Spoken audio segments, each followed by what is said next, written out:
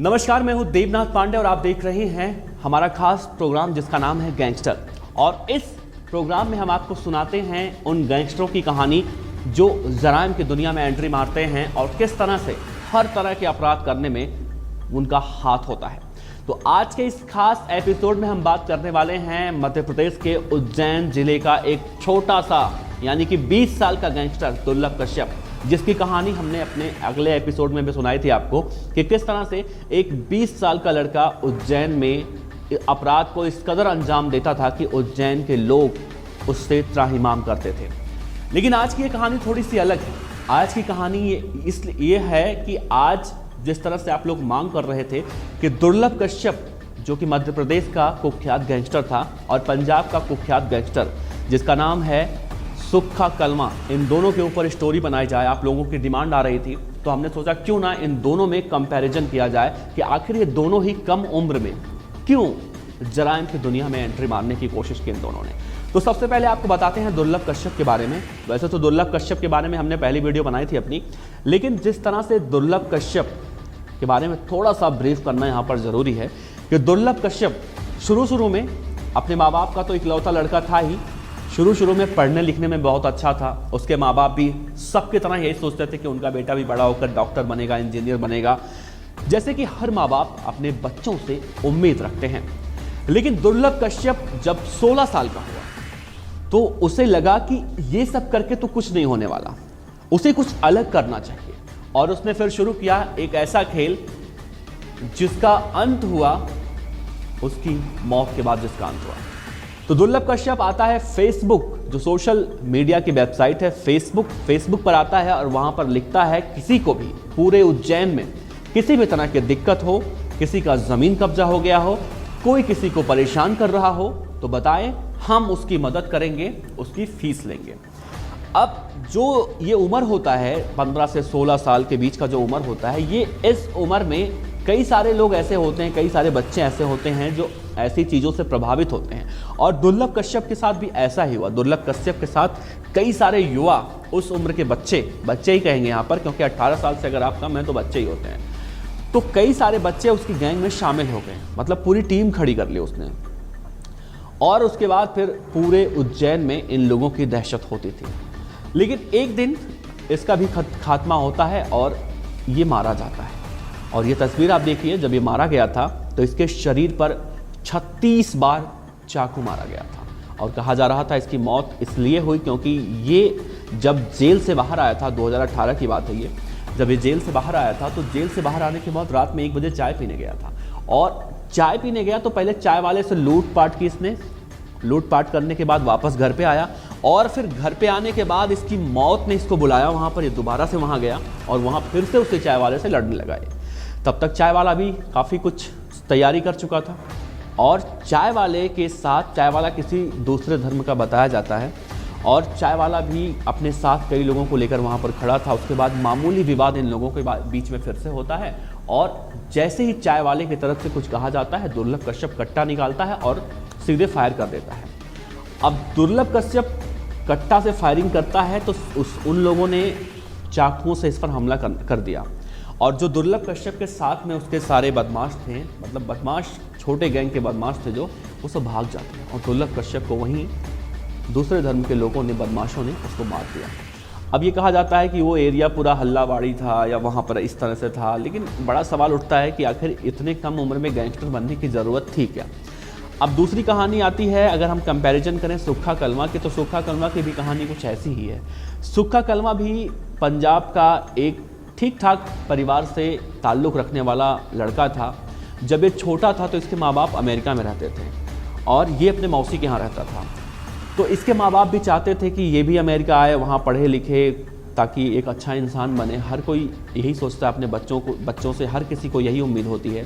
तो तस्वीर देखिए, ये है सुक्खा कलमा और ये इसके माता पिता हैं जिनका नाम सुदर्शन सिंह है और इनकी माता भी हैं। तो ये अपने मौसी के यहाँ रह गया और इसकी मौसी कालमा गांव में, पंजाब के कालमा गांव में ये रहती थी और यहीं पर वो रह के पढ़ाई लिखाई करने लगा। शुरू में इसका भी पढ़ाई लिखाई में बहुत ज़्यादा इंटरेस्ट था, बहुत अच्छा था पढ़ने लिखने में। लेकिन इसके साथ कुछ ऐसा होता है कि ये अचानक से बदमाश बन जाता है। होता ये है कि जब ये 10वीं कक्षा का छात्र था, 10वीं क्लास में पढ़ाई कर रहा था, उसी समय इसी के गांव में कुछ लोगों से वाद विवाद होता है, लड़ाइयाँ होती हैं और उस लड़ाई में इसके खिलाफ भी एक FIR दर्ज किया जाता है। और कहा जाता है कि जब इसके खिलाफ FIR दर्ज किया गया था तो ये उस समय महज 16 साल का था और ये उसके दिलो दिमाग पर ना बहुत गहरा प्रभाव डालता है। और उसके बाद ये जाना चाहता है अपने माँ बाप के पास अमेरिका, लेकिन अफसोस उसके नाम पर जो FIR दर्ज हुआ होता है, इस वजह से उसका पासपोर्ट नहीं बन पाता और बहुत सारी दिक्कतें होती हैं, तो मजबूरी में उसे वहीं पर रहना पड़ता है। अब एक FIR दर्ज होने के बाद इतनी कम उम्र में फिर उसे अच्छा लगने लगता है कि भाई 4 लोग उसके साथ घूम रहे हैं तो कम से कम उसका रुतबा जो है ना वो बढ़िया बन रहा है, लोग उससे डर रहे हैं, तो ये सब उसको अच्छा लगने लगता है। लेकिन धीरे धीरे क्या होता है, वो गैंग बनाता है, लोगों से दोस्ती करता है। तो एक लड़की से भी उसकी दोस्ती होती है और वो लड़की किसी बड़े रिजॉर्ट मालिक की बेटी होती है। और चूँकि कहा जाता है कि प्यार एक ऐसे दीवानगी होती है कि ना तो गरीबी देखती है ना तो अमीरी देखती है उस पल के लिए, और शादी हो जाती है इन दोनों की। ये लोग चले जाते हैं ऑस्ट्रेलिया। अब ऑस्ट्रेलिया जाने के बाद भी सुक्खा कलमा सब कुछ छोड़ छाड़ कर मतलब एक आम इंसान की तरह ज़िंदगी बिताने की कोशिश वहाँ भी करता है। ड्राइवर की नौकरी करता है और ड्राइविंग करके वो अपने घर का परिवार का खर्चा चलाता है। लेकिन कहा जाता है कि आप जिस माहौल में बचपन से रह आते हैं, अगर आपको वो माहौल नहीं मिले तो आप नहीं रह पाएंगे। तो कुछ ऐसा ही होता है सुक्खा कलमा के साथ। चूँकि उसकी पत्नी एक रईस परिवार से बिलोंग रखती है, तो जब वो ड्राइवर की नौकरी करता है तो कुछ झिकझिक उन लोगों के बीच में होता है, जो कि हम अक्सर देखने को मिलता है हमें। तो इस वजह से उसकी पत्नी उसे छोड़कर चली जाती है, मतलब उसका तलाक हो जाता है। फिर क्या सुक्खा आ जाता है वापस पंजाब और वापस आकर अपने उन्हीं दोस्तों के साथ घूमता है। और फिर पंजाब में ही एक लवली बाबा, आप फोटो देखिए, लवली बाबा नाम का एक जिम ट्रेनर था जो अपना जिम चलाता था, इसकी हत्या करता है सबसे पहले सुक्खा। इसकी हत्या करने के बाद वो वहाँ से फरार हो जाता है और इसी लवली बाबा की हत्या करते वक्त सोनू बाबा नाम के एक व्यक्ति ने सुक्खा कलमा को देख लिया था। वो मुख्य गवाह बन गया और उसके बाद सुक्खा कलमा दिल्ली, हरियाणा, पंजाब, पश्चिम बंगाल, उत्तर प्रदेश, मध्य प्रदेश, इन सब जगहों पर सुक्खा कलमा का ऐसा आतंक देखने को मिलता है कि पुलिस, इन सब जगहों की पुलिस, इन सब राज्यों की पुलिस सुक्खा कलमा को गिरफ्तार करना चाहती है, लेकिन अफसोस ये पुलिस के हत्थे नहीं चढ़ता है। और फिर एक दिन ये बहुत बड़े कांड को अंजाम देता है, कई करोड़ों रुपए की डकैती था, और उसके बाद ये भाग जाता है पश्चिम बंगाल। पश्चिम बंगाल जाने के बाद जब पुलिस को यह सूचना मिलती है कि सुक्खा कलमा पश्चिम बंगाल के एक एरिया में छिपकर बैठा हुआ है, तो पुलिस दबिश के लिए प्लान बनाती है, योजना बनाती है और सुक्खा कलमा पकड़ा जाता है। कहा जाता है कि सुक्खा कलमा जब पकड़ा गया था तो बहुत दयनीय अवस्था में था।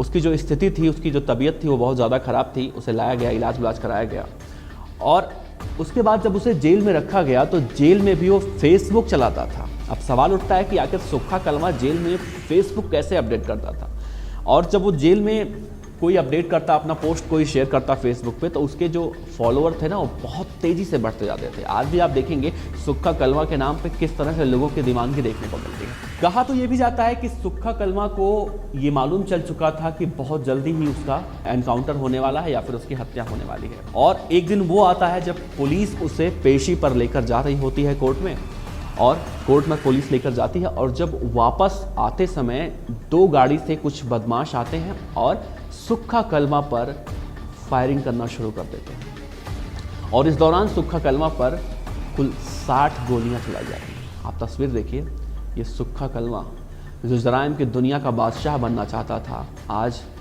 60 गोलियां खाकर ज़मीन पर लेटा पड़ा है। दोनों तस्वीर देखिए आप, एक तरफ आप दुर्लभ कश्यप को देखिए और एक तरफ सुक्खा कलमा को देखिए। एक के शरीर पर 36 चाकुओं के वार और दूसरे के शरीर पर 60 गोलियां, ये दोनों ही इस दुनिया से रुखसत कर गए।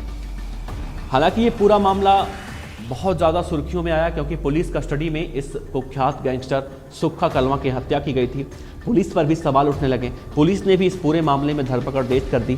तब सोनू बाबा नाम का एक अपराधी गिरफ्तार हुआ जो इस पूरे मामले का मुख्य गवाह बना हुआ था, लवली बाबा की हत्या का।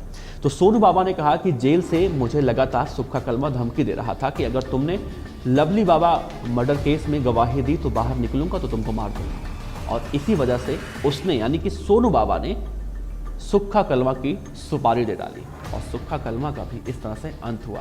लेकिन सुक्खा कलवा के बारे में कहा जाता है कि सुक्खा कलवा एक ऐसा गैंगस्टर था, रॉबिन हुड गैंगस्टर था, जो गरीबों की मदद करता था, अमीरों को परेशान करता था, कुछ हम जैसे फिल्मों में देखते हैं। लेकिन हम यहाँ पर किसी गैंगस्टर की महिमा मंडन करने के लिए नहीं बैठे हैं।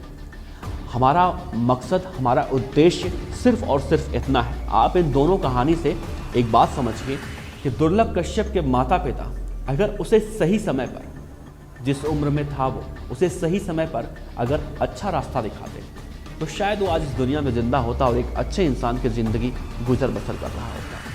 और यही बात इस पर भी लागू होती है, सुक्खा कलवा पर भी। अगर इसके माता पिता उसको शुरू में ही, जब उसको मौसी के यहाँ छोड़कर गए थे, तभी उसको अपने साथ अमेरिका ले जाते, वहीं पढ़ाते लिखाते, एक अच्छा इंसान बनाते, तो शायद आज भी वो जिंदा होता। अगर उसकी पत्नी भी उसको छोड़कर नहीं गई होती तो भी शायद वो ऑस्ट्रेलिया में एक अच्छी ज़िंदगी गुजर बसर कर रहा होता। लेकिन कहते हैं कि जो लिखा होता है वो होता है। लेकिन इस तरह से पंजाब में कई सारे ऐसे गैंगस्टर हैं, पंजाब हो, उत्तर प्रदेश हो, बिहार हो, मध्य प्रदेश हो, इन सभी राज्यों में ऐसे कई सारे गैंगस्टर हैं जिनको देखकर आप कुछ सीख ले सकते हैं कि अगर हम इनके रास्ते पर जाते हैं तो हमारे साथ क्या अंजाम होने वाला है। खासतौर से आप दुर्लभ कश्यप, सुक्खा कलवा जैसे उम्र में हो तो आप सिर्फ और सिर्फ पढ़ाई लिखाई पर ध्यान दीजिए, अपने माँ बाप का जो सपना है उसे पूरा कीजिए, इसमें कुछ नहीं रखा। खैर, इस कहानी को लेकर आप अपने विचार रखिएगा। आप इस पूरी कहानी को लेकर क्या सोचते हैं? क्या दुर्लभ कश्यप और सुक्खा कलवा ने सही किया या फिर उसे सही रास्ते पर चलना चाहिए? अपने जवाब आप नीचे जरूर दीजिएगा। आपका बहुत बहुत शुक्रिया हमें देखने के लिए। और आप किसी भी गैंगस्टर के बारे में जानना चाहते हो तो नीचे कमेंट बॉक्स में ज़रूर लिखें। हम कोशिश करेंगे कि आपको उम्मीदों पर खरे हो जाए। आपका बहुत बहुत शुक्रिया।